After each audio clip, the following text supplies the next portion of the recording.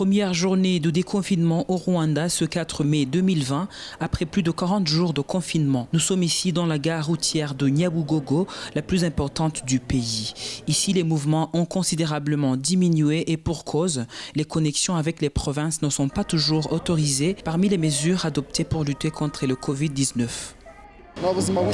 Tout est nouveau ici. D'abord, les gens doivent laisser 1 mètre entre 2 personnes sur une ligne en attente du bus et même à l'intérieur. Le nombre de passagers par bus a été réduit de moitié pour faire respecter cette règle et tout le monde doit porter un masque, sinon la personne ne peut pas monter.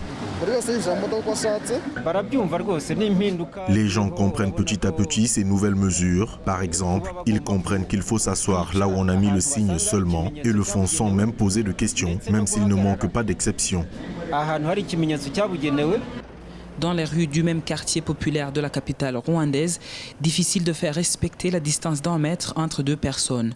Au marché d'à côté, les gens peinent toujours à se faire à la règle, mais pour les responsables, c'est juste une question de temps pour changer les habitudes.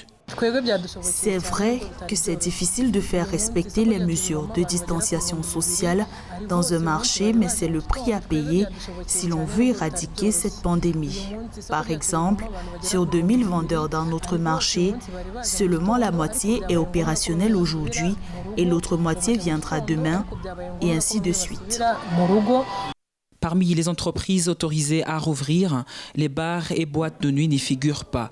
Les motocyclettes qui constituent l'un des moyens de transport les plus utilisés ne sont pas autorisées à rouler, sauf pour transport de marchandises. Notons aussi qu'un couvre-feu est imposé sur tout le territoire de 20 h du soir à 5 h du matin.